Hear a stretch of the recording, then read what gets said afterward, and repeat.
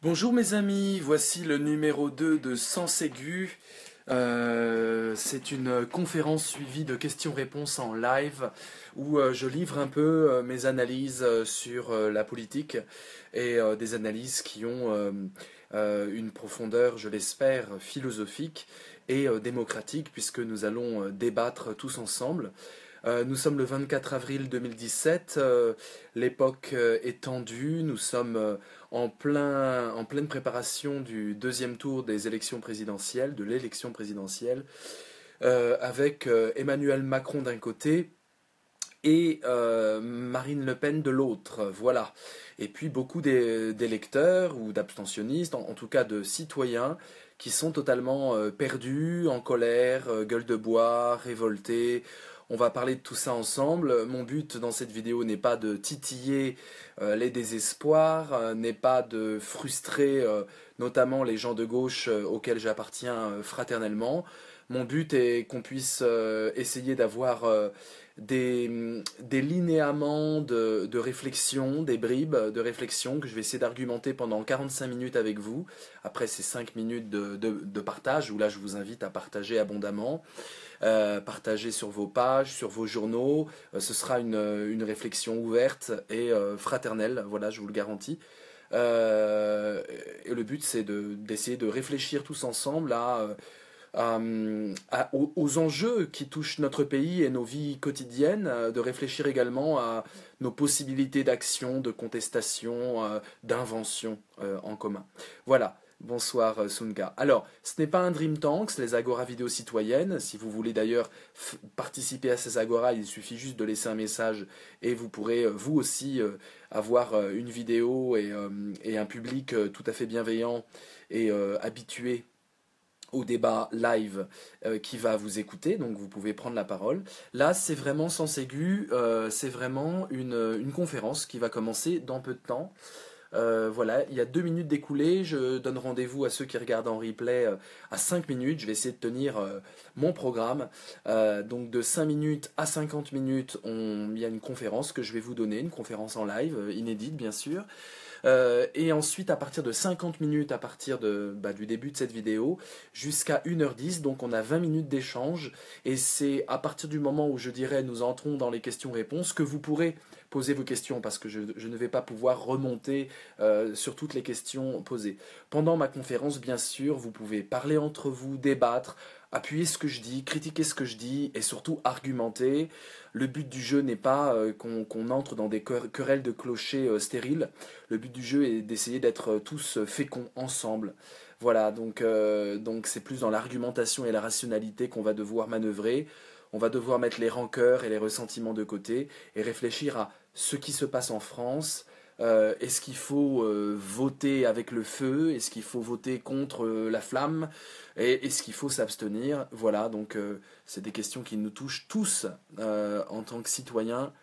Et donc voilà, donc je vais partager aussi, hein, je ne fais pas que dire partager, je partage également pour qu'on soit le maximum de personnes dans les minutes qui viennent, c'est-à-dire, voilà, vous pouvez bien sûr, si vous êtes convaincu que ça peut intéresser vos amis ou les groupes auxquels vous appartenez, vous pouvez bien sûr partager au cours hein, de cette conférence et puis après de ce dialogue.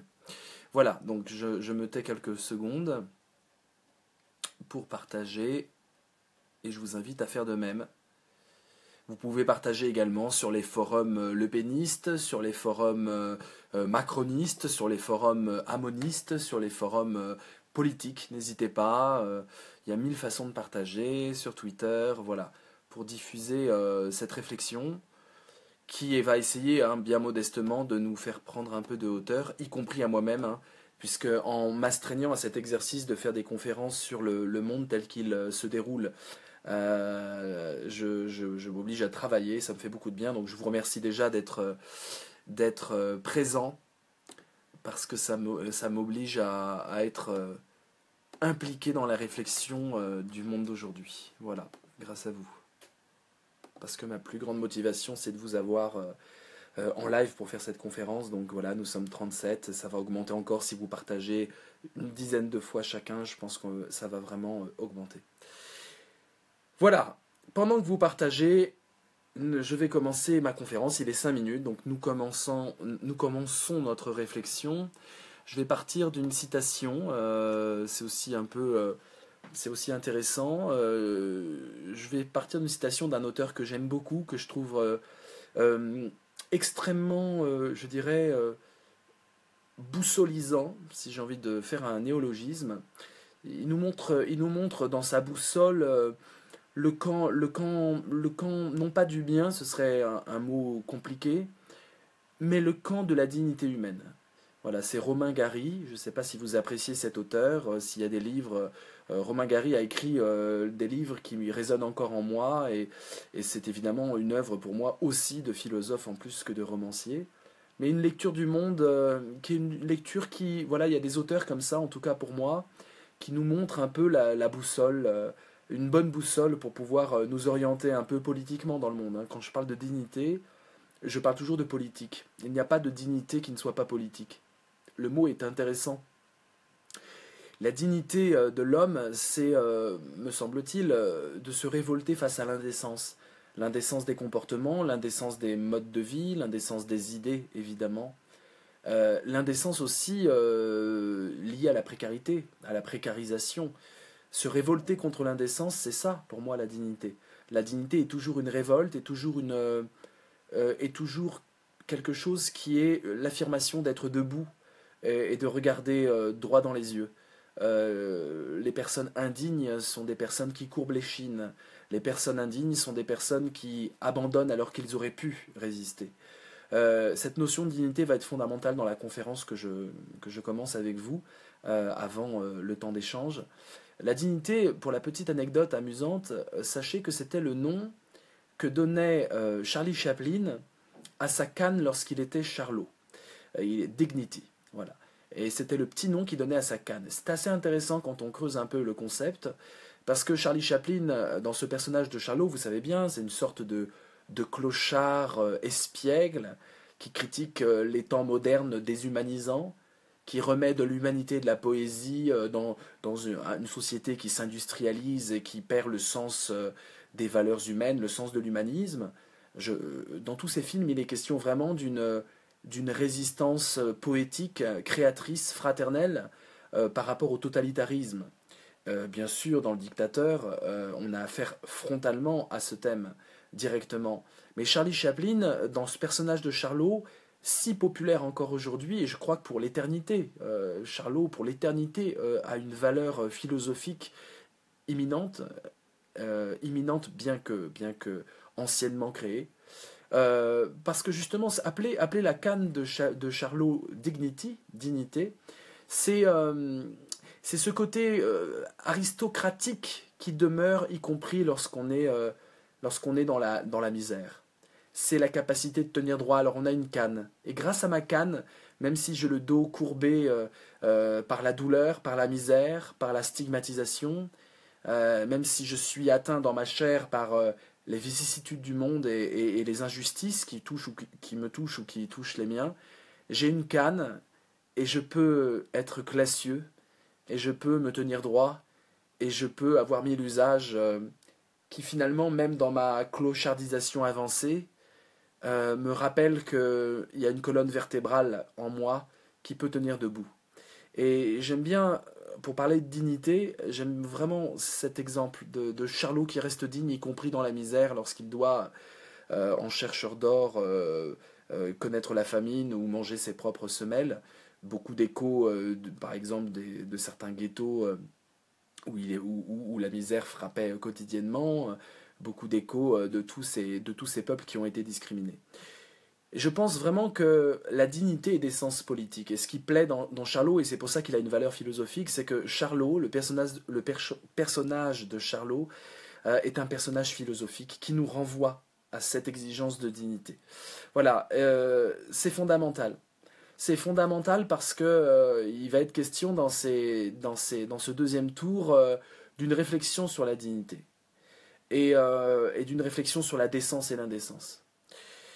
Alors, cette phrase de Romain Gary, cette boussole de dignité, hein, je commençais comme ça ma conférence, je vous la livre.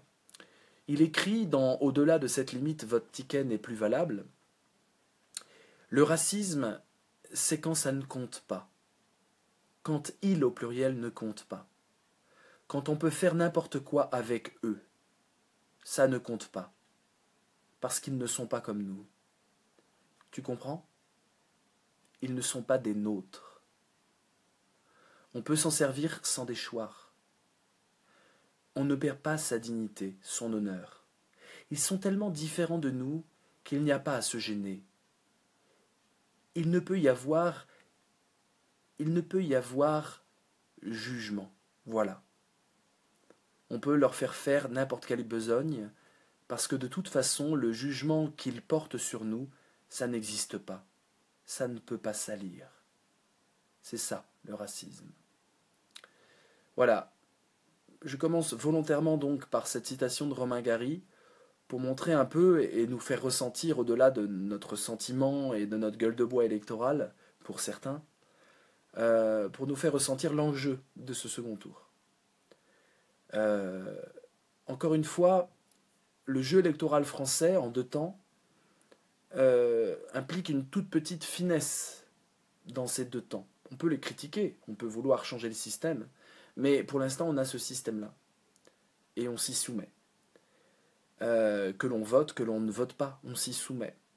C'est-à-dire qu'on se soumet à des choix qui sont prévus par le système.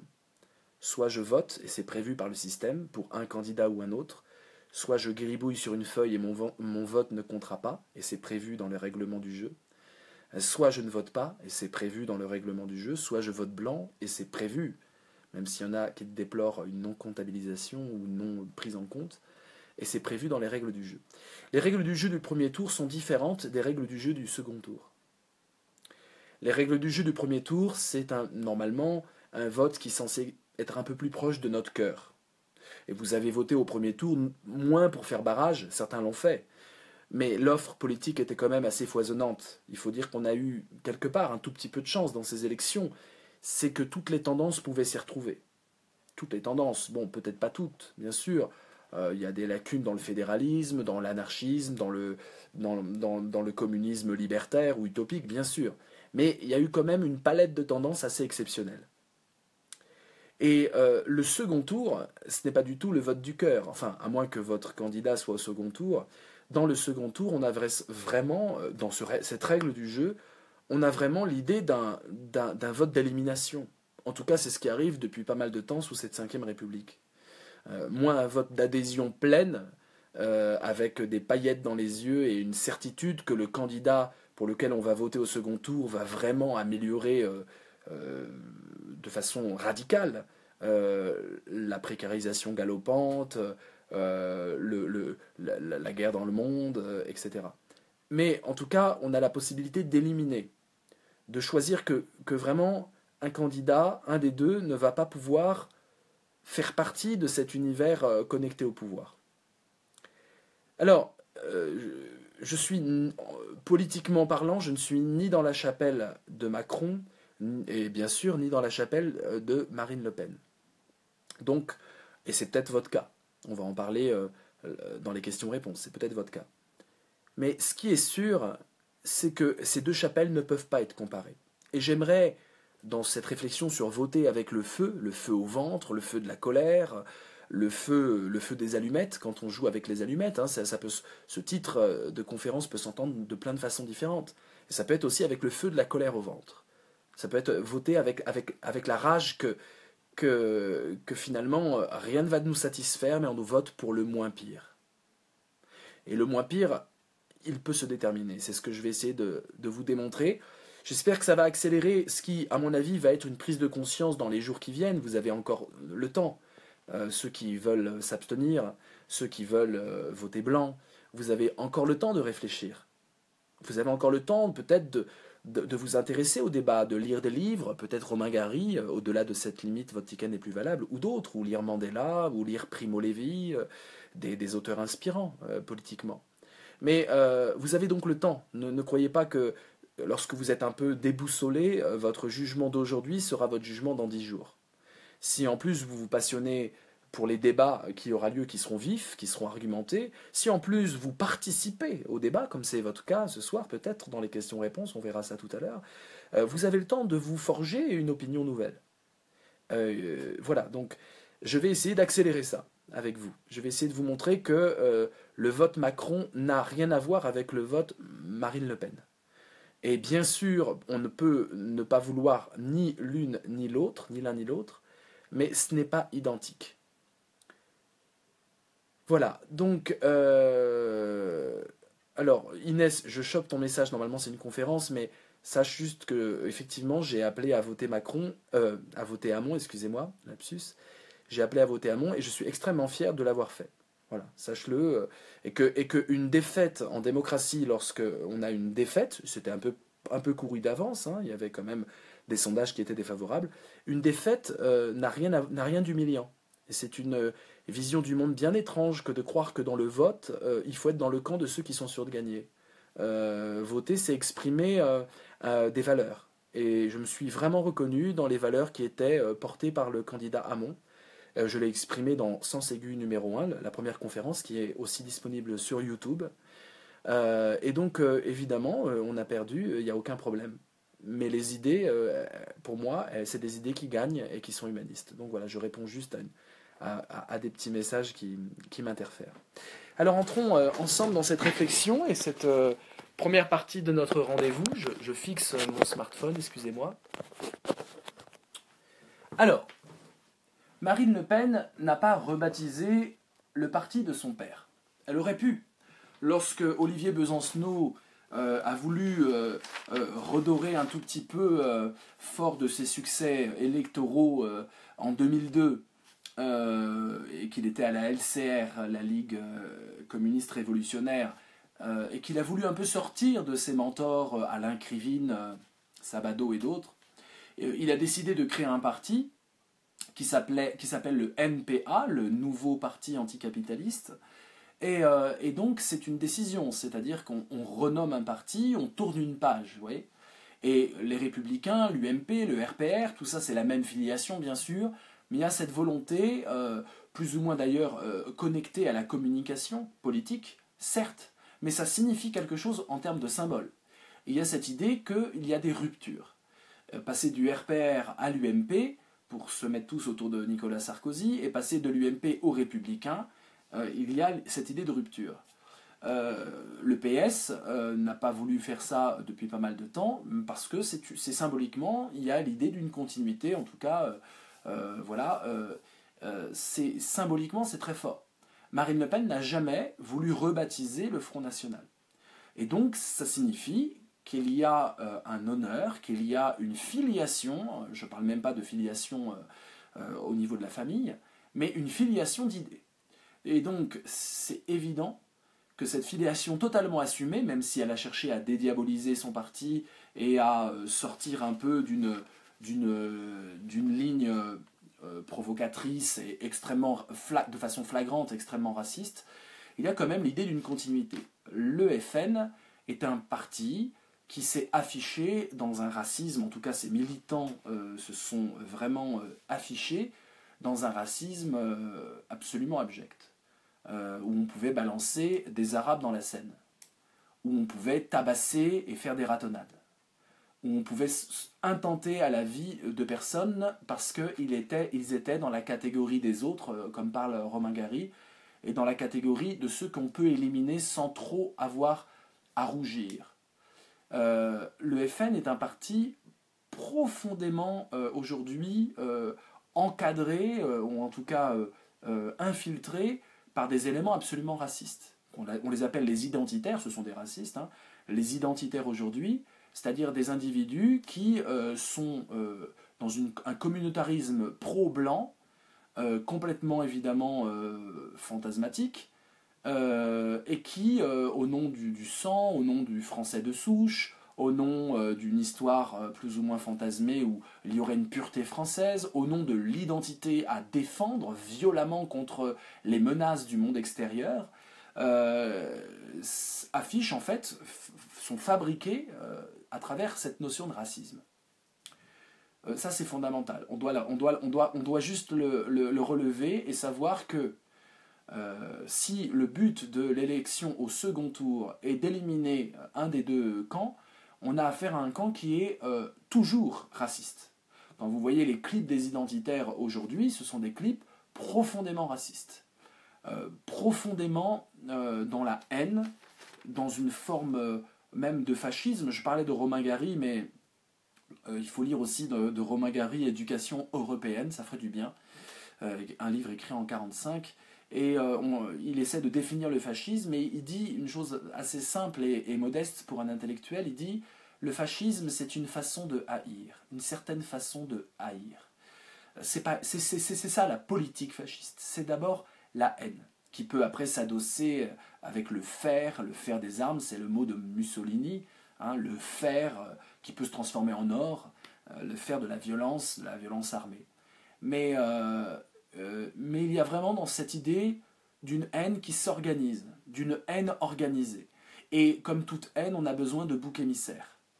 Et comme toute haine, on a besoin de désigner des ennemis qui sont évidemment extérieurs, c'est pratique, mais surtout qui sont intérieurs.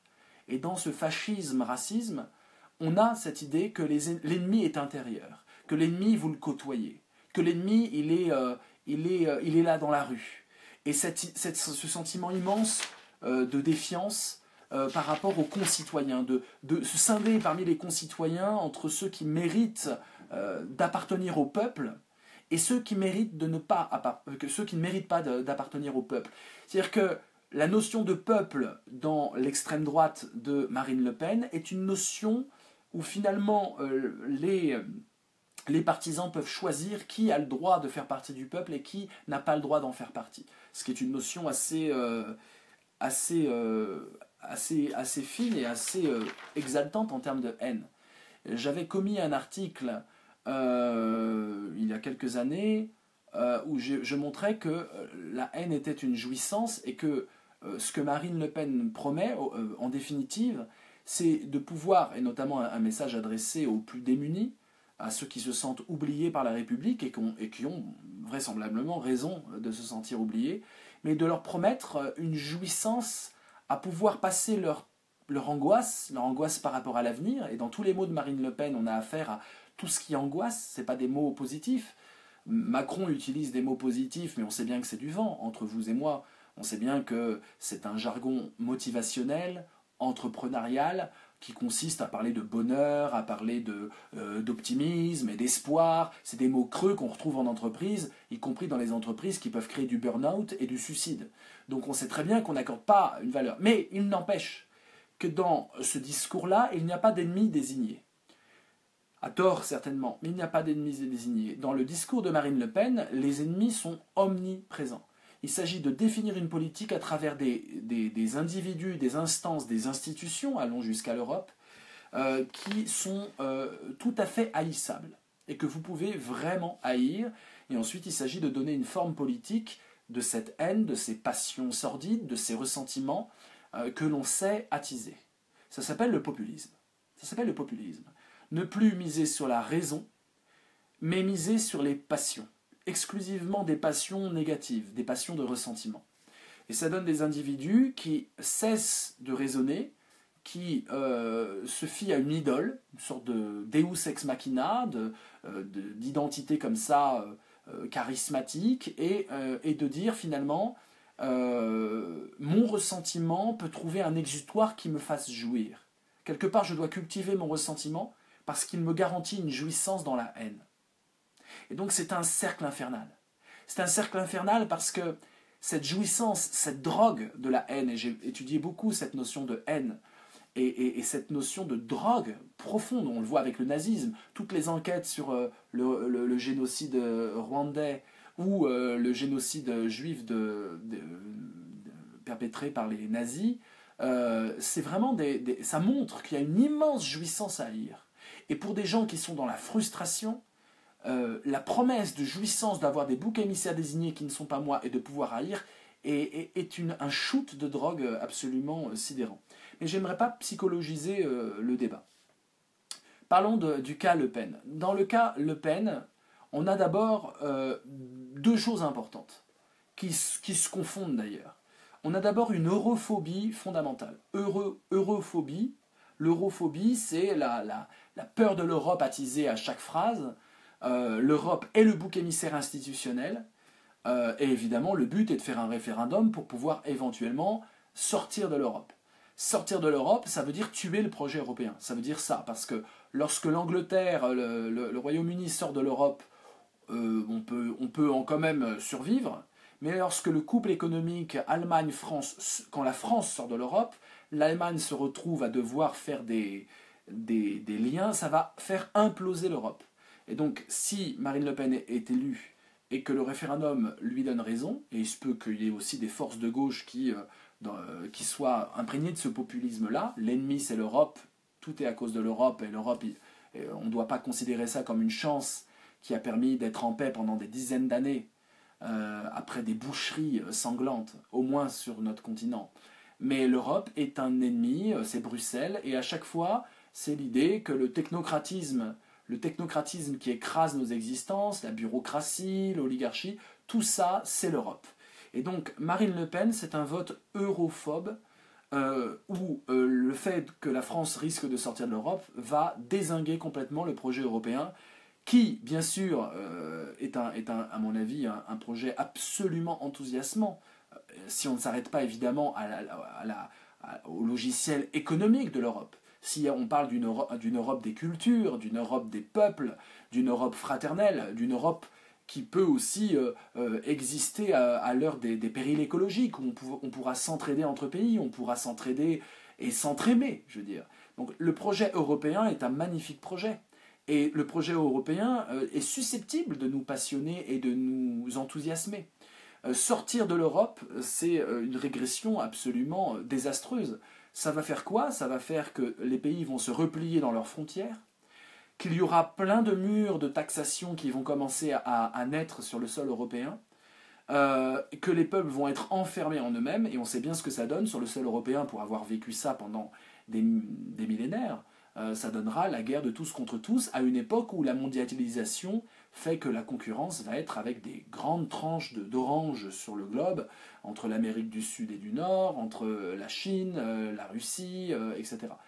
Donc voilà. Est-ce que les quelques millions de Français vont pouvoir survivre à ça en termes de déploiement culturel et en termes, je dirais, de vision humaniste? J'ai bien peur qu'on risque d'être encore plus enfermé dans notre baguette de pain, notre béret et notre tour Eiffel. Donc voilà, si on veut faire de la France une caricature rabougrie d'elle-même, sortir de l'Europe, effectivement, ça peut marcher. Mais est-ce que nous, on va être autant satisfaits, nous, c'est-à-dire des gens humanistes et des gens qui veulent vraiment, je dirais, augmenter la dignité du monde entier, tout simplement. Voilà, donc au nom du peuple contre Bruxelles, c'est ça que ça va être. Je parle vraiment du côté europhobe de Marine Le Pen. Et ça rejoint toute une cohorte d'anti-européens, on les connaît. Geert Wilders, le néerlandais, avec son parti pour la liberté. Il s'enthousiasmait, ou ses bras droits s'enthousiasmaient sur la victoire de Trump. Il disait texto, hier une nouvelle Amérique, aujourd'hui et demain une nouvelle Europe. Et évidemment, il qualifie 2017 de l'année des patriotes et la contre-révolution historique des peuples. Voilà, la contre-révolution historique des peuples, contre quoi? Contre la mondialisation. La mondialisation est le diable. L'idée d'une mondialisation des cultures, l'idée d'une mondialisation humaniste, l'idée d'une mondialisation qui nous ouvre sur le monde et tous les combats qu'on a menés sur ce monde. Non, la mondialisation est désignée comme l'ennemi au sens, je dirais, transcendant. Et il y a aussi un ennemi interne, on va le voir bien sûr. Ça rejoint quoi? Ça rejoint l'Autrichien Harold Wilimski, donc le numéro 2 du FPO. Ça rejoint Matteo Salvini de la Ligue du Nord italienne. Ça rejoint Frauke Petry d'Alternative pour l'Allemagne. C'est la droite populiste. Alors là, on a affaire à Markus Pretzel, qui est son député européen et conjoint. Donc voilà, qu'est-ce qu'on a? On a la charge contre les médias. Charge contre les médias. Les journalistes sont tous pourris, bien sûr.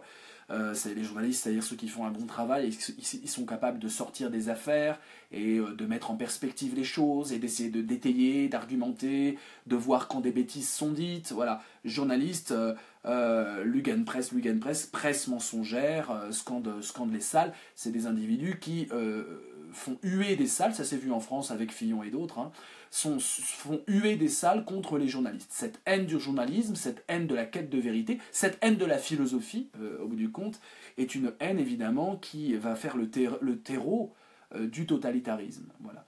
Il n'est pas dit que dans le monde de Macron, le journalisme soit aussi décrié et attaqué frontalement par une instrumentalisation des ressentiments populaires. Pourquoi il faut voter évidemment pour le deuxième tour, sachant que ça peut être un vote d'élimination et que le combat politique demeure. C'est pas un vote d'adhésion, et le combat politique demeure. D'abord, il ne faut pas exclure une victoire de Marine Le Pen. Je l'ai vu là d'ailleurs sur France 2 au journal télévisé. C'est une femme profondément politique dans le sens tactique, stratégique et je dirais filou du terme, profondément politique, et je doute fort que Macron, je dirais, harnaché de com', avec les communicants de Macron qui sont des communicants d'entreprise, qui communiquent comme si c'était un produit d'entreprise, je doute fort qu'il fasse le poids en termes de rhétorique, en termes de terrain. Parce que Marine Le Pen, certes, il y en a certains qui disent qu'elle a fait une campagne moyenne, mais ce qu'on ne sait pas, c'est que pendant plus d'un an, elle a fait le tour de tous les petits patelins de France dans une grande campagne qui s'appelait La République des oubliés, et je peux vous dire qu'elle a une base très solide, et elle a ancré, depuis 2002, le Front National existe vraiment comme une force politique majeure dans le pays qui est capable de déstabiliser la démocratie elle-même. Donc, on a affaire à quelqu'un qui est une candidate tout à fait sérieuse. Et dire que Macron a gagné, Macron s'est plié, comme dit par exemple Alexis Corbière, que j'ai vu ce soir aussi, qui dit finalement c'est Macron qui va gagner et qui vend la peau de l'ours avant de l'avoir tué, moi j'en doute vraiment, vraiment. Un duel Macron-Le Pen, vu le climat que les populismes ont engendré dans la tête des gens, l'idée du tous pourri, l'idée que l'Europe c'est que de la merde, l'idée que finalement les médias sont à la solde des puissants, etc., il n'est pas du tout dit qu'elle ne puisse pas l'emporter. Et je crois vraiment que dans les jours qui viennent, chacun va devoir réfléchir à ça. Voilà, donc Marine Le Pen, c'est pas que de l'europhobie, je voulais juste ouvrir sur l'europhobie et montrer le péril qu'il y a, parce que je pense que l'Europe peut être un magnifique rêve collectif, une Europe autrement, une Europe différemment que ce que l'on vit bien sûr, mais qu'en tout cas l'Europe n'est pas du tout à abattre. Je dirais même que c'est la seule carte qu'on ait à jouer, en y mettant bien sûr tout ce qu'il faut de progressisme. Je regarde l'heure parce que je me suis donné un timing très précis et j'ai le droit encore à 20 minutes. Donc je vais essayer... Excusez-moi, désolé, c'est les aléas du direct comme on dit. Et ensuite je prendrai vos questions. Rien n'est plié en effet, exactement. Alors, ce n'est pas que l'europhobie, mais comprenez bien une chose. Le point commun entre Petri, cette Allemande Petri, et Marine Le Pen, il n'y a pas de point commun, il y a très peu de points d'accord. Hein. Ils sont pas d'accord. Est-ce qu'il faut plus d'étatisme, plus de protectionnisme ou pas? Enfin, c'est le bordel. Ils ne sont pas d'accord. Mais il y a quand même un point pour lequel l'extrême droite européenne se met d'accord, c'est qu'ils seraient capables, ces partis d'extrême droite, de décréter qui est le vrai peuple et qui n'est pas le vrai peuple. Ça, c'est vraiment fondamental. Et alors attention, quand je dis ce sentiment patriote, le patriotisme dont il est question chez Marine Le Pen n'est pas un patriotisme constitutionnel fondé sur la Constitution, patriotisme constitutionnel, c'est Habermas. Vous connaissez ce philosophe allemand, Habermas, chien. Donc c'est pas du tout du patriotisme constitutionnel, c'est du patriotisme qui relève d'une idéologie, et cette idéologie est fondée sur le sol et le sang. C'est exactement la même idéologie qui inspire le nazisme. Donc ce patriotisme, attention, quand on dit le mot patriote, on est tous patriotes, on aime tous notre patrie, on aime tous la France, j'imagine, mais le mot patriotisme dans la bouche de Marine Le Pen C'est pas simplement agiter des drapeaux bleu, blanc, rouge et aimer la France. C'est pouvoir être en mesure de décréter qui appartient au vrai peuple et qui n'appartient pas au vrai peuple. C'est être en mesure de pouvoir stigmatiser et exclure. Lorsque Marine Le Pen, et c'est son expression, parle de l'Europe, parle de l'euro, et dit il s'agit d'un viol des peuples, l'expression est d'elle, un viol des peuples, et là elle se fait applaudir par tous les extrémistes de droite d'Europe. Viol des peuples. Là, ça fait consensus. Vous voyez, l'extrême droite, là, fait consensus, l'extrême droite européenne. Donc, elle nous présente des peuples qui sont opprimés par la tyrannie européenne. Les peuples, évidemment, dans une démocratie pluraliste, ce qui n'est pas du tout l'optique de Marine Le Pen au bout du compte. C'est pour ça que le FN reste le FN. Et c'est pour ça qu'il s'agit d'un front républicain luttant contre le FN, parce que la République est menacée sous des allures extrêmement tranquilles. Je vous rappelle que Hitler a remporté les législatives en 1933. N'oubliez jamais, démocratiquement. Dans une démocratie pluraliste, personne n'a la prétention à représenter le peuple ou les gens. Personne ne peut dire moi je représente les peuples et les gens à moi tout seul. Il n'existe pas de volonté populaire à l'exclusion de tout autre. Mais dans la nouvelle Europe que veulent les partis d'extrême droite, ils appellent ça la nouvelle Europe, blanche, etc., évidemment, oui, évidemment, ils se prétendent parler dans la voix du peuple. Et ça, il faut se méfier. Et tout ce qu'on peut tirer comme leçon du XXe siècle, c'est de se méfier de ceux qui parlent au nom des gens, au nom du peuple, et qui excluent les discours alternatifs, les discours autres, la différence d'idées. Donc, pour Marine Le Pen, deux totalitarismes menacent la France, menacent plutôt la culture et la souveraineté française. Le mondialisme financier, c'est cette europhobie et puis cette haine de la mondialisation. Alors ça, c'est sûr que Macron, il n'est pas du tout là-dedans. Au contraire, il est pour plus de mondialisation économique, de libéralisme. Et vraiment, ça va devoir être combattu. Mais nous allons pouvoir le combattre, ça. Nous allons pouvoir nous organiser, nous allons pouvoir manifester, nous allons pouvoir dénoncer, nous allons pouvoir agir en tant que citoyens. La porte n'est pas fermée puisqu'on n'est pas dans une haine de l'autre. On est dans une contestation qui peut être très radicale de manœuvres économiques qui augmentent la précarisation des plus pauvres et augmentent les richesses des riches. Et ça peut se combattre politiquement. Vous comprenez la différence fondamentale. Quand vous dites il y a des ennemis de l'intérieur, ils sont basanés ou ils sont musulmans, c'est extrêmement dur de pouvoir le combattre parce qu'on joue directement sur les passions morbides des individus, sur les pulsions de haine, sur le ressentiment. Ça n'a rien à voir avec dire cette politique on n'en veut pas, on manifeste et on a des armes pour manifester et il y a des contre-pouvoirs. Donc comprenez bien la différence d'un vote Macron et Le Pen en ce sens-là. Donc je disais deux totalitarismes pour Marine Le Pen qui menaceraient la souveraineté et la culture française, le mondialisme financier d'un côté et bien sûr le fondamentalisme islamique. Et le fondamentalisme islamique permet d'agiter le fantasme total en termes de pourcentage d'individus, fantasme total, bien que ultra médiatisé et bien mis en avant. Le fondamentalisme islamique, c'est la différence, c'est les autres, c'est eux, et ce eux est intérieur à la communauté, et donc c'est l'idée de diviser les Français à partir d'une base qui est ethno-raciale sous prétexte religieuse. Cette base est en fait ethno-raciale. L'avantage des Français d'origine maghrébine, c'est qu'on peut les reconnaître à l'œil nu. Vous voyez, l'avantage des Juifs pendant la Seconde Guerre mondiale, c'est qu'on pouvait voir s'ils étaient circoncis ou pas. Voilà. Et donc il y avait un signe extérieur. Il y avait déjà des noms, des listes de noms, il y avait des filiations, mais il y avait aussi un signe extérieur. Et là, le signe, il est carrément extérieur, et on le voit bien que pour certaines personnes qui sont vraiment avec ce logiciel-là, il s'agit vraiment d'un racisme. Alors il y en a qui jouent sur les mots en disant racialisme pour ne pas subir le côté diffamatoire du mot raciste, mais le racialisme est un racisme. Le racialisme éhonté de Zemmour, d'Éric Zemmour, c'est un racialisme totalement décomplexé, ou de Finkielkraut. On a affaire à du racialisme de très bas niveau, et évidemment qui agite la haine. C'est des gens de haine qui ont été d'ailleurs extrêmement mises en avant, non pas spécialement par des journalistes, mais en tout cas par des médias et par des chaînes publiques en France, une chaîne publique, et ça c'est une catastrophe. Je l'ai dénoncé, je l'ai combattu lorsqu'il faisait cette différence entre vous êtes noir et moi je suis blanc, évidemment on n'est pas de la même race. Je l'ai combattu et ce combat il doit évidemment continuer d'être mené.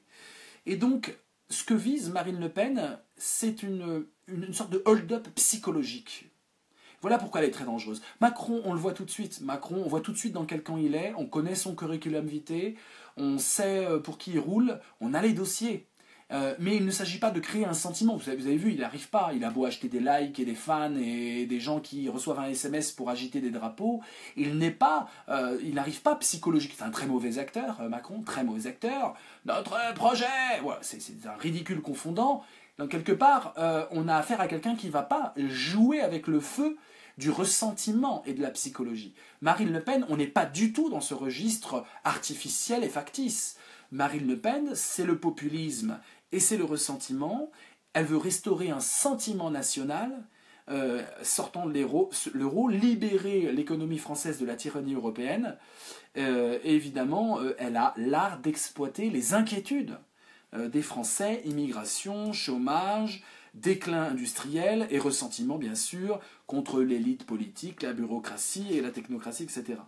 Donc, fondamentalement, ce que va mettre en place, ce qu'a toujours mis en place l'extrême droite, c'est l'obligation à dire son camp. L'obligation à dire « moi je suis contre » ou « je suis pour ». Et l'essence du fascisme, et c'est Roland Barthes qui en parle très très bien, dans son discours au Collège de France en 1977, Roland Barthes dit « le fascisme, ce n'est pas d'empêcher de dire, mais c'est d'obliger à dire ». D'obliger à déclarer son camp, d'obliger à dénoncer l'ennemi, à insulter l'ennemi. C'est un langage performatif et le fascisme, c'est à travers des mots obligatoires qu'il passe et non pas des mots retenus. Alors j'aimerais faire une petite parenthèse fondamentale et très très peu opérée. Il me reste 3 minutes, je vais hélas un tout petit peu dépasser mon timing. Je me forme à l'exercice, c'est le numéro 2 de sens aigu. En Espagne, il n'y a pas d'extrême droite. En Espagne, il n'y a pas de grands mouvements d'extrême droite, ces grands mouvements qui gagnent l'Europe, qui gangrènent l'Europe, ce ressentiment. Il faut qu'on puisse comprendre pourquoi. Pourquoi en Espagne, il n'y a pas, alors qu'en Espagne, on a tous les ingrédients qui font la bonne cuisine d'extrême droite. En Espagne, on a la forte immigration, on a la crise économique, et on a les scandales et les affaires et la corruption. Donc ces ingrédients, immigration, crise économique et scandale, pourraient faire la sauce d'un parti d'extrême droite extrêmement puissant. Et pourtant, il y a des anticorps espagnols qui font que l'extrême droite ne prend pas en Espagne où elle est extrêmement, extrêmement minoritaire, alors qu'elle progresse partout en Europe. Alors voilà mon analyse. Pourquoi? Pour 3 raisons. Et ces 3 raisons sont assez intéressantes pour comprendre ce que c'est justement l'extrême droite en creux, vous voyez, en différence. La première raison, et c'est peut-être la principale, celle qui engendre les autres, c'est la dictature de Franco. Dans la dictature de Franco, la rhétorique patriotique a été exploitée jusqu'à la corde, à tel point que tous les symboles nationaux sont désormais associés au franquisme. Et donc, il y a pour les Espagnols un fort sentiment européen. 10% seulement des Espagnols veulent sortir de l'Europe, 10% seulement affichent une défiance envers l'Europe, parce que justement, les symboles nationaux ont été instrumentalisés par le fascisme. C'est pour ça que je critiquais... Moi, le bleu, blanc, rouge ne me fait pas rêver. Bien sûr, il faut être fier de son pays et de tout ce qu'il a pu apporter au reste du monde de façon progressiste. Mais le bleu blanc rouge ne peut pas être l'alpha et l'oméga d'une pensée de gauche, vous voyez. Pensée de droite, on peut le comprendre, pensée de gauche, c'est un peu compliqué.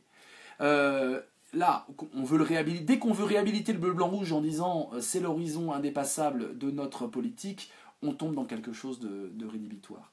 Donc l'Espagne franquiste a été rejetée par la communauté européenne à cause du franquisme, elle a été rejetée plutôt. Et donc les Espagnols sont pro-européens.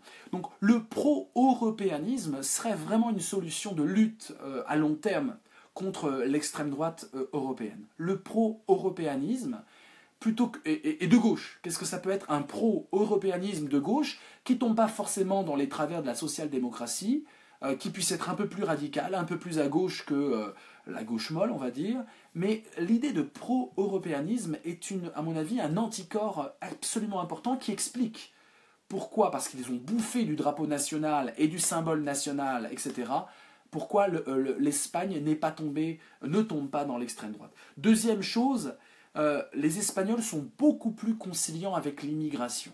L'immigration, l'extrême droite a du mal à l'agiter comme elle peut l'agiter en France, pour plusieurs raisons, mais d'abord parce qu'il y a une immigration espagnole en Amérique latine, et puis il y a une immigration espagnole dans toute l'Europe, et qui savent à peu près ce que ça veut dire émigrer, et qu'on sait très bien qu'il ne s'agit pas de voler des individus, de manger le pain des bons Allemands, des bons Français, des bons Italiens, etc., ou des bons Argentins. Et donc, cette expérience de l'émigration fait que par rapport à l'immigration, il y a souvent un souvenir historique qui est là, faite de blessures, faite de difficultés, faite de misère, et ça crée une conscience politique et un anticorps pour l'extrême droite. Et puis la troisième raison, c'est qu'ils ont eu l'expérience d'un groupe armé séparatiste basque, ETA, et ce qui fait qu'en Espagne, l'idée de corrélation erronée entre immigration et terrorisme ne peut pas prendre.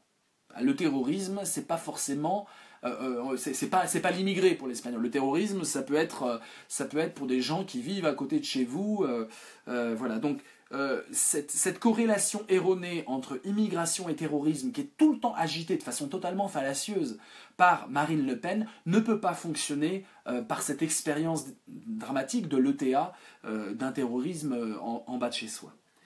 Voilà, c'est intéressant de passer par ce passage espagnol et de comprendre que ces anticorps viennent pas d'une culture espagnole qui serait plus favorable comme ça ex nihilo, mais d'un passé douloureux qui sert de lecture et de boussole. Tant que la France est ambiguë par rapport à son propre passé et je dirais son indécence et son indignité à avoir frayé avec des régimes fascisants, tant qu'on n'est pas clair avec ça, on ne peut pas hériter de ce passé. À un moment, ce sont les valeurs que l'on a forgées à la sueur et aux larmes et au sang qui peuvent servir justement de bouclier face au racisme et au nationalisme. Alors, vous connaissez le grand discours de Marine Le Pen, un peu, je dirais, en termes de propositions politiques. Il s'agit bien sûr d'un fantasme de souveraineté de la France, souveraineté monétaire, souveraineté législative, souveraineté de territoire économique, avec un référendum pour sortir de l'Europe, fermer les mosquées extrémistes, éradiquer les fichiers S. La justice, c'est plus 40 000 places de prison. Voilà le programme de la justice du Front National. Voilà, en 5 ans, construire 40 000 places de prison, rétablir les peines planchers. Et puis alors les parents de délinquants, les parents qui sont, à mon avis, évidemment débordés et complètement perdus avec des enfants qui n'arrivent pas à maîtriser, c'est eux, évidemment, qui sont responsables. On supprime le versement des aides sociales aux parents de mineurs récidivistes, et puis on les taxe de carences éducatives, manifestes, etc. On rétablit les frontières nationales, on sort de Schengen, on réduit l'immigration à un solde annuel de 10 000, alors que la France a besoin d'immigrés. Voilà, c'est une évidence, tous les démographes le disent. La force de l'Allemagne, c'est justement qu'elle a su faire avec ses immigrés, et l'Europe aura besoin d'immigrés de toute façon pour pouvoir cotiser, pour pouvoir participer à l'économie nationale. Donc là, on est à quelque chose qui est absolument contraire à la bonne santé économique d'un pays. Et puis suppression du droit du sol, c'est quand même très important, et de la double nationalité extra-européenne. Donc, voilà contre quoi il faut voter au deuxième tour.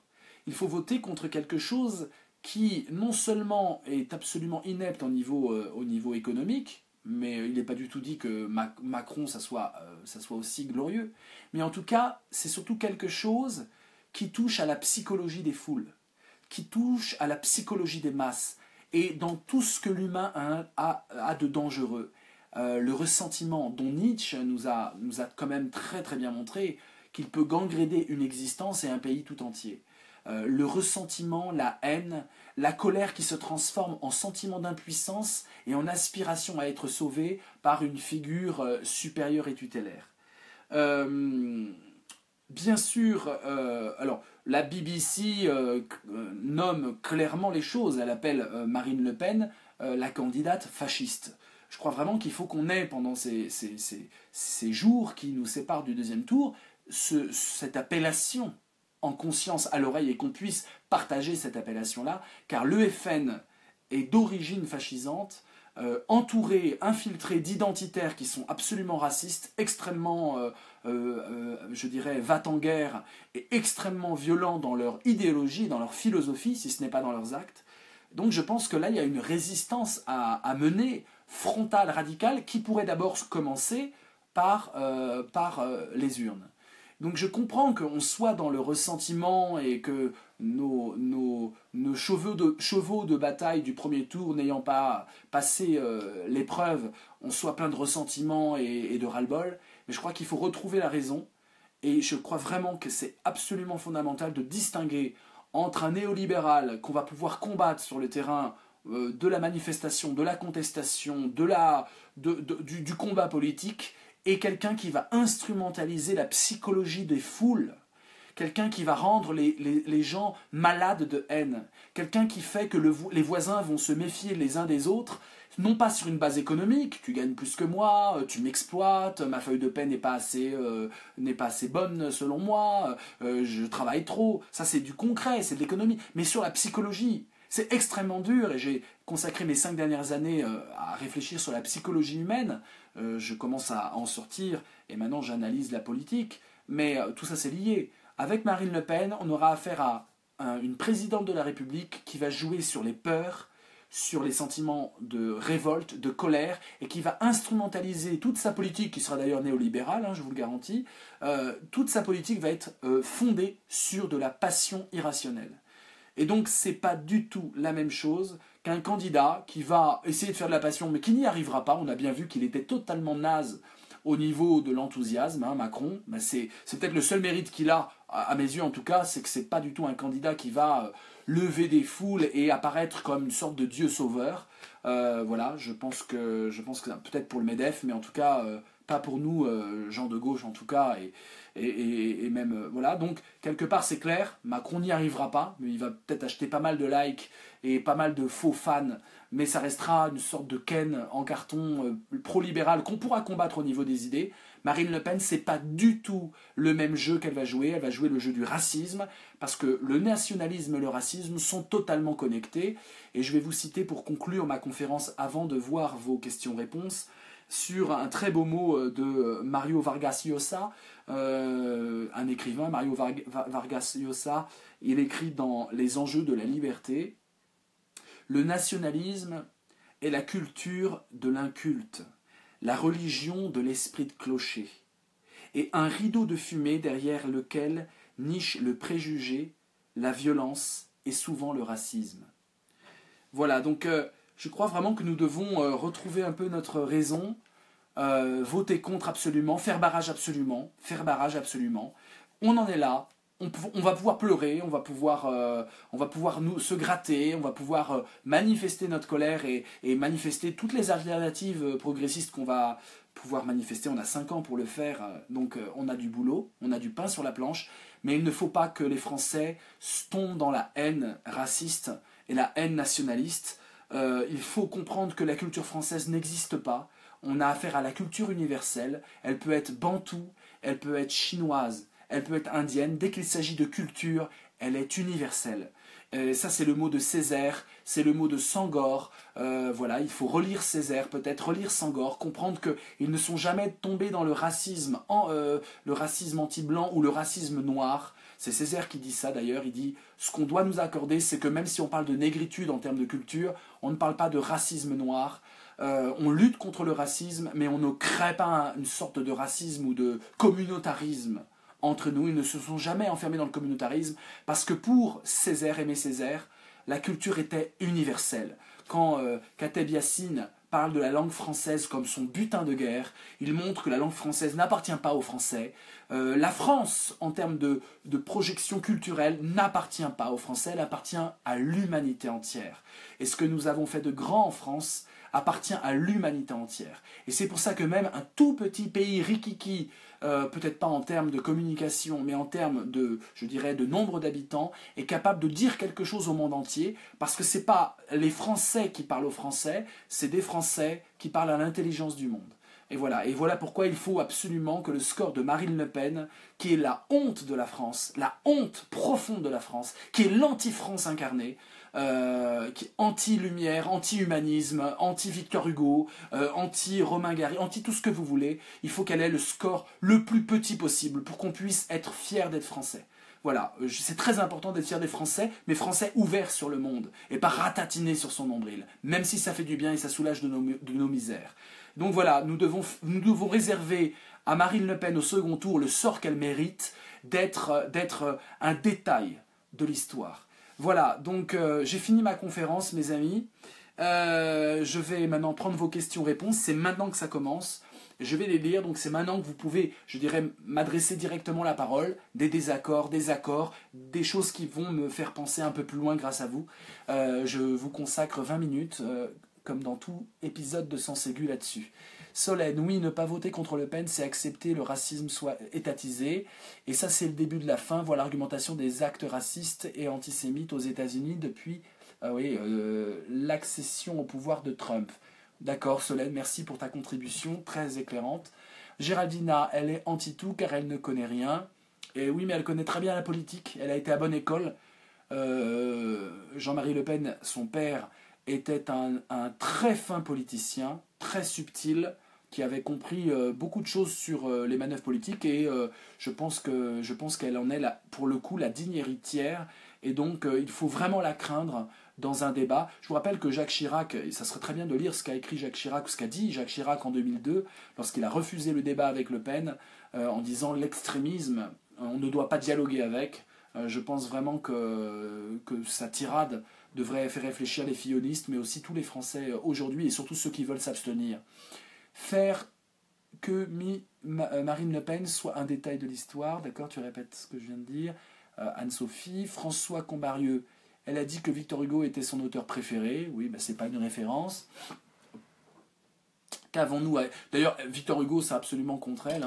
Je pense vraiment que Victor Hugo est quelqu'un, je connais un peu son œuvre, qui a commencé plutôt à droite et qui a fini sa vie plutôt à l'extrême gauche. C'est rare, vous savez, en général, on commence à l'extrême gauche et on finit à droite, voire bien à droite. Victor Hugo est un de ces grands boussolisants, comme je le disais, de Romain Gary, qui a fini à l'extrême gauche. Donc c'est notre... je doute fort qu'il soit d'accord avec Marine Le Pen.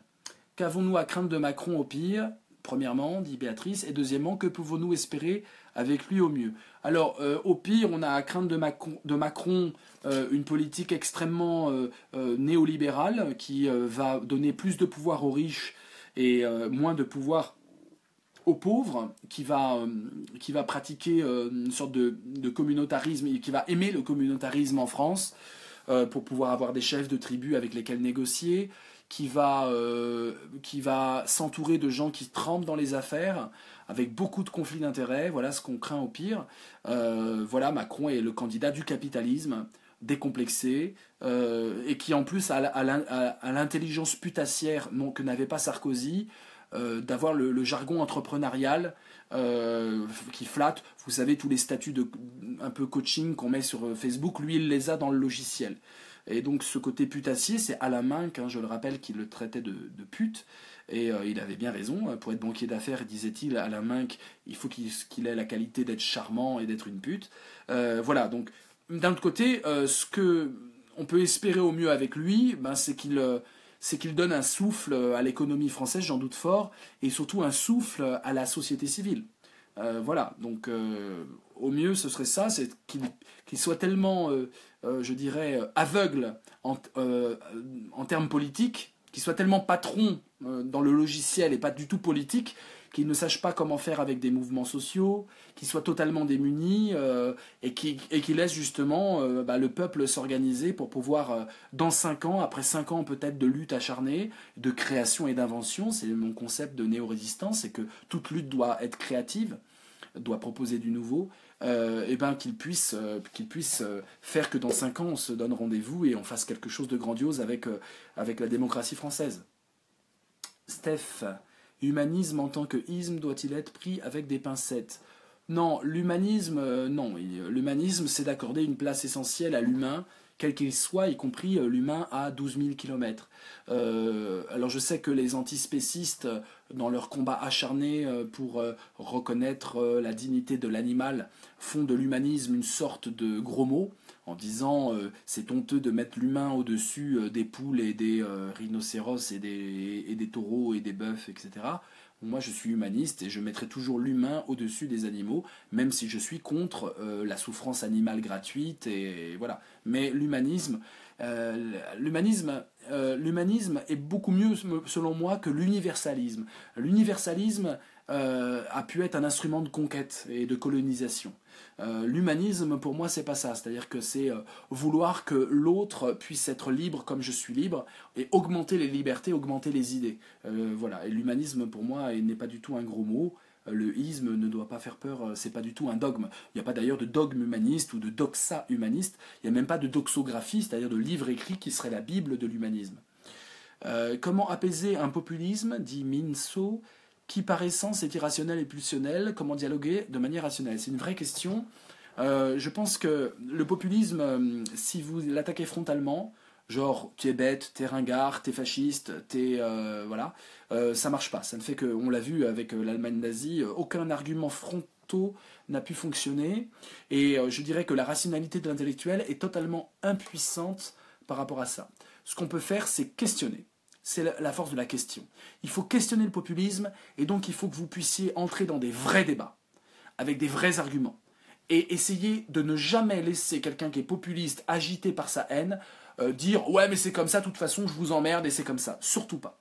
Je crois vraiment qu'il faut entrer dans l'argumentation et les fatiguer en argumentant.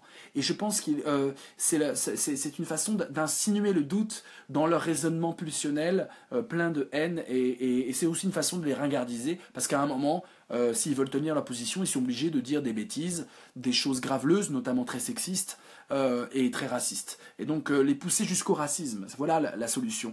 Pousser le populiste jusqu'au raciste, ou jusqu'au racisme, ou jusqu'à l'intolérance un peu idiote et un peu beauf, vous voyez ce que je veux dire. Et donc pour ça, il faut tenir tête et philosopher avec eux coûte que coûte. Voilà, être leur pire ennemi en termes de débat et en termes d'argumentation. C'est pour ça que j'insiste, vous devez développer le débat. Développer, c'est ce que je fais avec vous, avec Sens Aigu.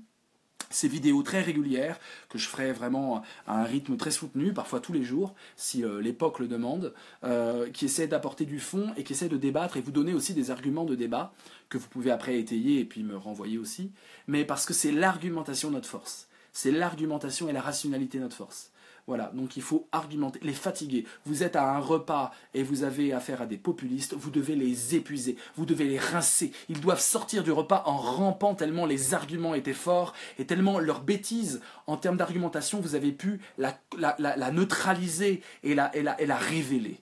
Vous devez révéler leur bêtise, la ringardiser parce que vous argumentez, et non pas en disant qu'ils sont bêtes. Jamais de choses frontales, jamais l'arrogance de classe, jamais de mépris, jamais de tu es bête, voilà. Surtout pas, ça marche pas, et ça ne fait que les renforcer en disant oui mais toi t'appartiens à l'élite, t'appartiens à la haute, t'appartiens aux intellectuels, les populistes ne supportent pas ça, et donc surtout pas, mais argumenter en disant ah bon. La plus grande force face à un discours populiste, c'est A-H, plus loin, B-O-N, point d'interrogation. Ah bon, ça veut dire dis-moi en plus, tiens tu m'étonnes, argumente. Ah bon? Oui, c'est comme ça, l'Europe, de toute façon, elle nous exploite tous. Ah bon?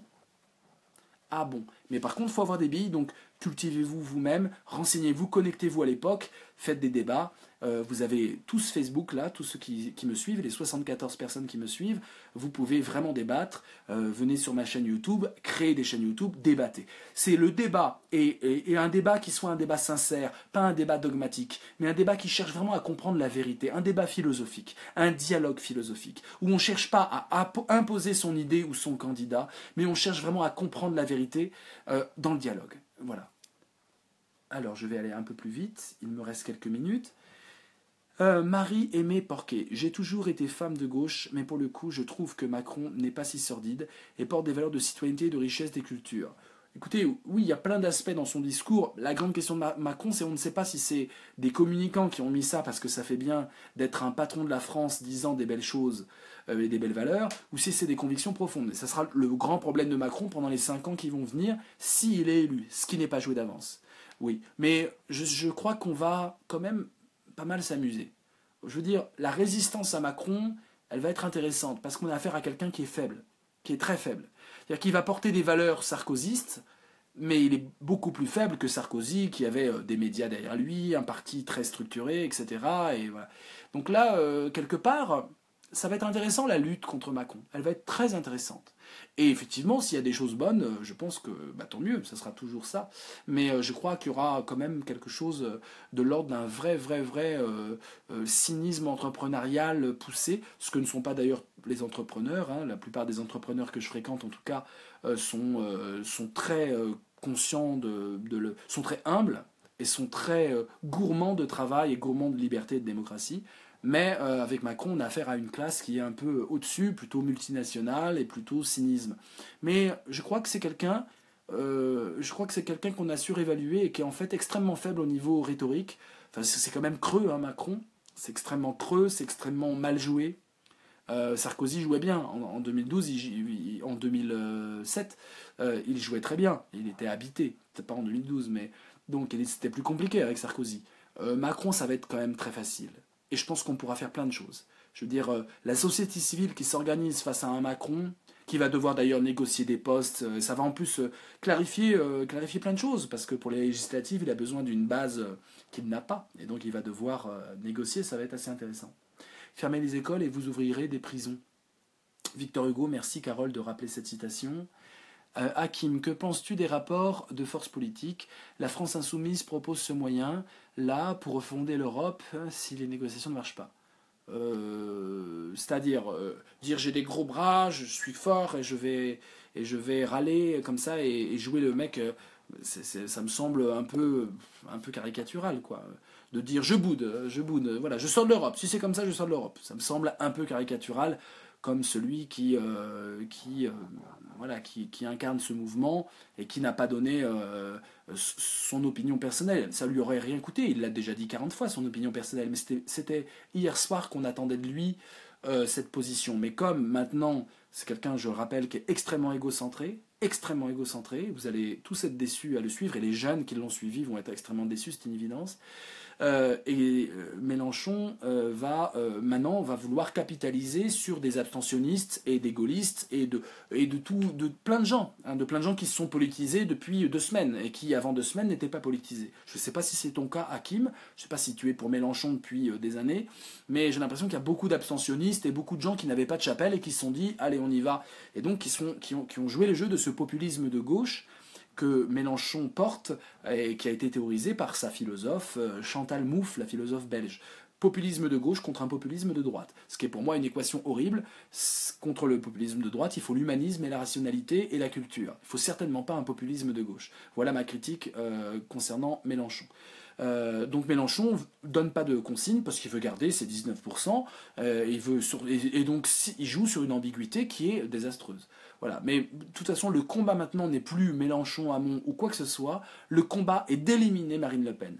Le combat est d'éliminer totalement au niveau électoral ce parti infâme et le racisme sous-jacent de ce parti, le nationalisme sous-jacent. C'est ça notre combat pour les 2 semaines à venir, et convaincre ceux qui boudent, et il y en a plein, et on les comprend, et je les comprends, ceux qui boudent. Je comprends que ça énerve, je comprends qu'on ait sincèrement pu croire que Mélenchon allait l'emporter, je comprends qu'on soit déçu, je comprends Voilà, je comprends. Mais vous devez, là, pour l'instant, vous concentrer à éliminer ce fléau. J'espère que Mélenchon va prendre une position un peu plus courageuse que de dire si c'est comme ça, je boude. Voilà, ça ne marche pas. Et je pense qu'il va le faire. Mais ne croyons pas que c'est plié, ne croyons pas les sbires de Mélenchon qui nous disent partout que Macron il va être élu, c'est une évidence. Macron n'est pas Le Pen. Macron il a quand même, je dirais, une vibration culturelle derrière l'homme, indépendamment du néolibéralisme qui représente une vibration culturelle qui est là. Donc ça, c'est peut-être un des points positifs, bien sûr. Et puis surtout, Macron va pouvoir être combattu sur le terrain de la rationalité, mes amis. On va pouvoir discuter et se mettre d'accord pour le combattre. Le Pen, sur la rationalité, ça ne se situera pas au niveau rationnel. C'est un immense danger pour la France. Ça ne se situera pas au niveau rationnel, mais au niveau pulsionnel. Et c'est très très dur de convaincre des gens qui sont animés par le niveau pulsionnel. Voilà, donc il faut vraiment totalement éliminer ce parti, faire avec Macron et combattre. Et ensuite, vous avez du temps, on a du temps pour organiser une néo-résistance ou une France insoumise, si vous voulez, déjà les législatives. Voilà, il y a d'autres combats politiques et d'autres rendez-vous qui vont venir. Mais là, il faut donner un message au monde. La France refuse la xénophobie. La France refuse le racisme. C'est un message que chacun est capable d'adresser au monde en faisant baisser son score. Voilà, c'est fondamental. Lulabi, toute cette réflexion sur Macron et son libéralisme forcené qui rendra encore plus pauvres les gens, achèvera le peu qui reste du droit du travail, et sur le FN est évidemment juste. On a attendu ce soir pour faire, j'ai pas la suite de ton message Lulabi, fais-le en 2 parties comme tu sais très bien faire. Stéphane, le problème, nos anciens ont défendu les congés payés, la sécurité sociale. En contrepartie, en se privant de manger pendant des mois pour des grèves et obtenu les droits. Par contre, ne pas fermer nos... Ah, vous avez des messages trop longs, mes amis, je suis sur un smartphone. Faites 2 messages de suite de 3 lignes, parce que là, ça s'est coupé, Stéphane, j'attends la suite. Maintenant, Lulabi, tirer toutes les alarmes face à ce choix intenable, c'est un peu tard. Pourquoi c'est un peu tard ?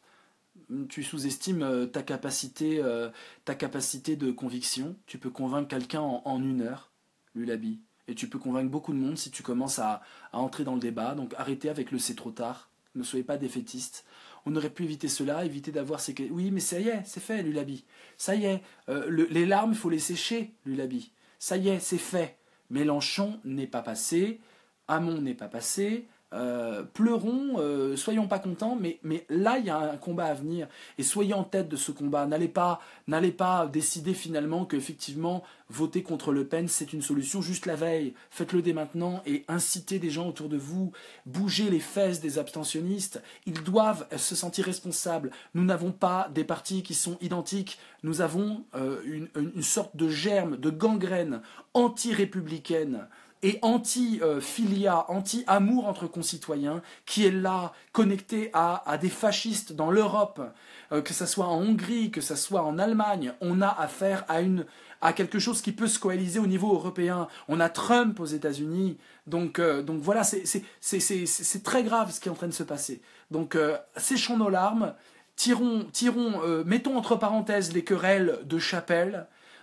Soyons là pour le coup ensemble sur ce combat et ensuite on va se mettre sur la gueule, on va pas être d'accord, on va débattre, vous inquiétez pas, le débat aura lieu et Sens Aigu sera une des agoras du débat puisque je vous dis ces vidéos et ce format là j'en ferai régulièrement une conférence en live suivie d'un débat entre nous.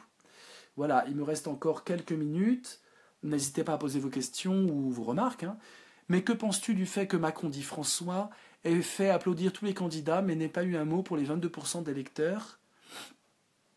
Est-ce une erreur politique en ce sens qu'il existe, qu'on doit dialoguer? Moi, ça m'a choqué. Alors, je vois pas... Attends, excuse-moi, j'ai un peu l'esprit embrouillé. Applaudir tous les candidats, mais n'ait pas eu un mot pour les 22% d'électeurs. Tu parles des siens, c'est ça? C'est 22%. Écoute... je pense que Macron va être extrêmement maladroit politiquement. Là, il est extrêmement tenu par des communicants. Il va l'être. Mais je pense vraiment que ça va imploser. Je dirais pas ce qu'il va imploser comme le néolibéralisme va imploser de lui-même et est en train déjà d'imploser. Je pense que Macron va imploser. Je crois vraiment que c'est quelqu'un qui va très vite perdre de sa prestance, très vite bafouiller, très vite être tellement creux qu'on va se lasser au bout de 2 jours. Moi, personnellement, je suis déjà lassé. Et donc, je crois que là, on a une opportunité. Je crois vraiment que Macron, président, on a une opportunité de contestation qu'on n'aurait peut-être pas eu si un Mélenchon était passé ou si même un Fillon était passé.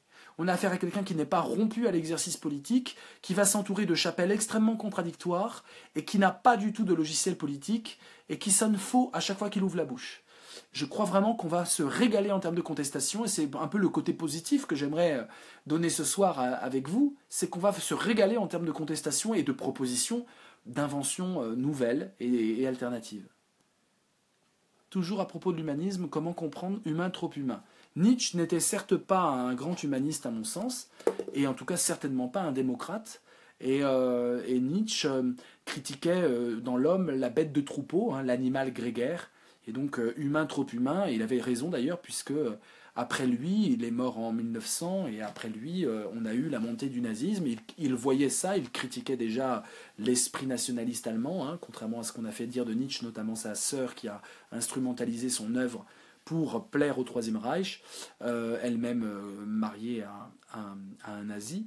Mais Nietzsche, voilà, sentait bien que, ce que dit d'ailleurs Primo Levi lorsqu'il parle de zone grise, hein, nous avons une part sombre, et être humain, c'est aussi cette part sombre.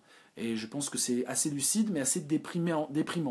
Ce que j'essaie de faire dans ma philosophie, c'est de montrer qu'on a aussi une part lumineuse, et de voir comment on peut traduire cette part lumineuse et ce combat en termes politiques, voilà, et non pas en termes New Age. Voilà, parce que la lumière et l'ombre en termes New Age, ça donne aucun projet de société, à part des ashrams et des centres de méditation.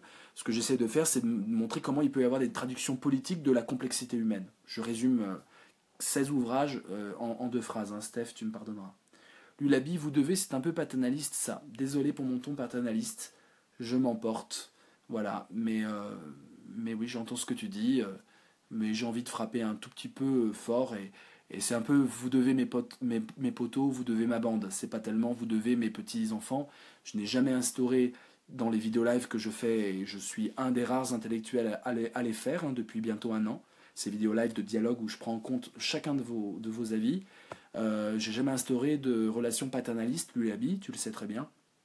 Donc me reprendre sur vous devez, c'est plutôt vous devez les amis que vous devez les enfants. Voilà.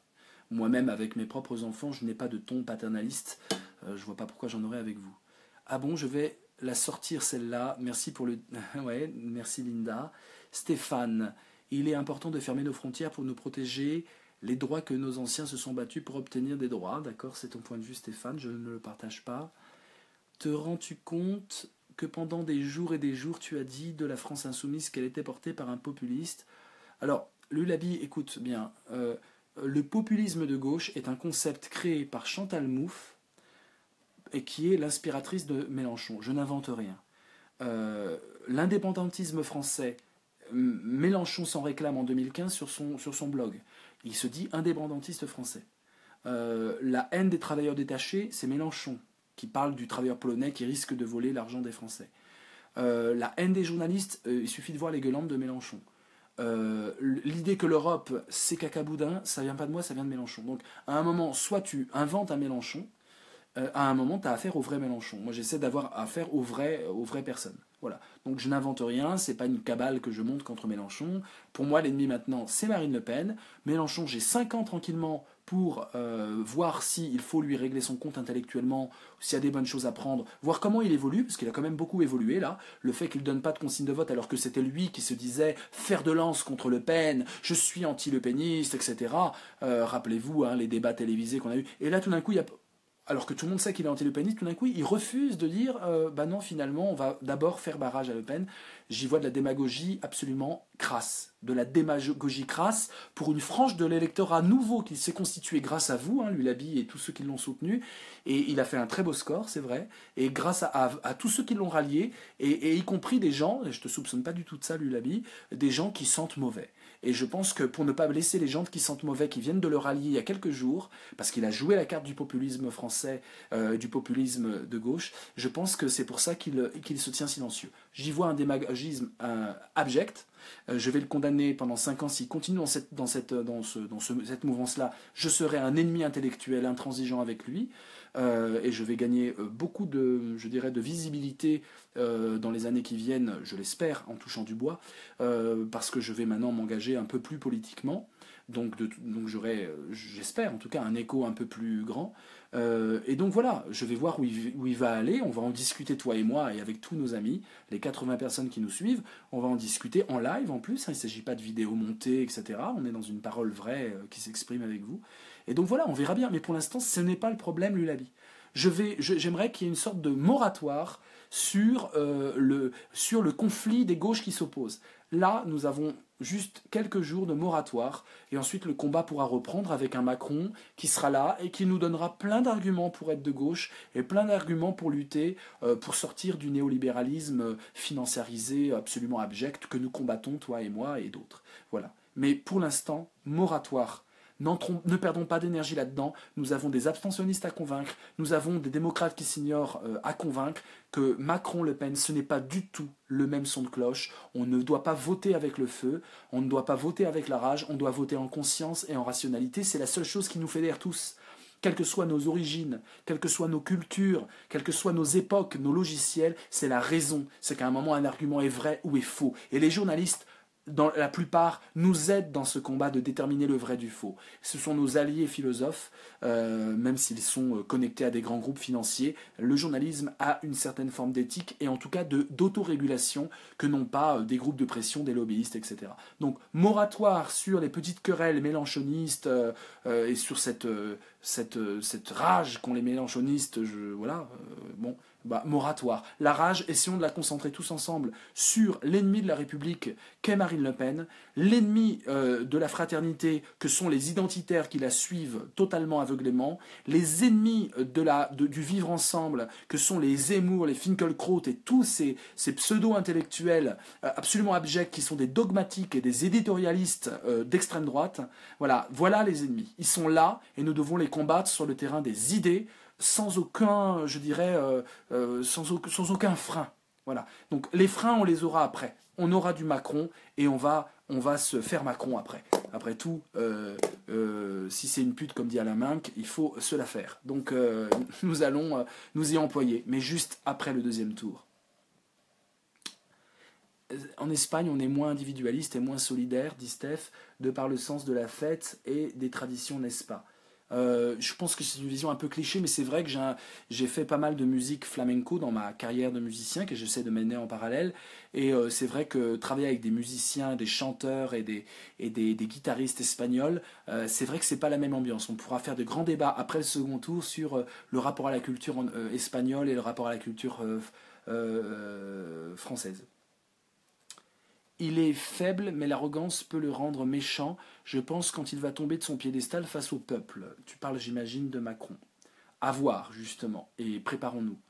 Vague à l'âme, il y a beaucoup d'irrégularités dans ce premier tour, pourquoi on n'essaie pas de faire annuler le vote ? Ah bon ? Avec tous les témoignages qu'on voit partout, ça concerne des milliers d'électeurs.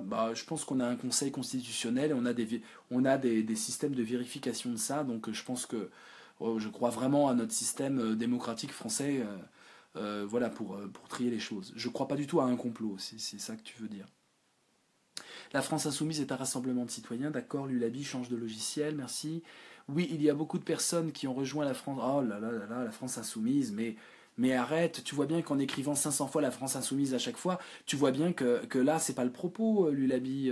La France Insoumise, les mélenchonistes, vous êtes super sympas, on va s'éclater à discuter avec vous et à argumenter, mais arrêtez là un moment, arrêtez. Voilà, Mélenchon n'a pas donné de consigne, n'a pas dit Le Pen est d'abord à combattre. Voilà, c'est pas grave, vous allez vous en remettre, mais arrêtez avec votre France Insoumise, ça y est, elle a été dégagée pendant quelques jours là, vous n'allez pas nous le remettre de la France Insoumise là, ça suffit. Est-ce que moi je vous embête avec du Hamon là, ça suffit, ou avec du Libertaire, ça suffit la France Insoumise. Voilà, ça suffit, c'est bon, on a compris, vous êtes en colère, et Mélenchon, c'est pas juste. D'accord, on a compris, ça va. Est-ce que vous avez d'autres choses à argumenter, à part dire, oui, mais il y a Mélenchon, ça va. Et puis, mais les idoles, j'en ai ras-le-bol, quoi. Ras-le-bol des idoles.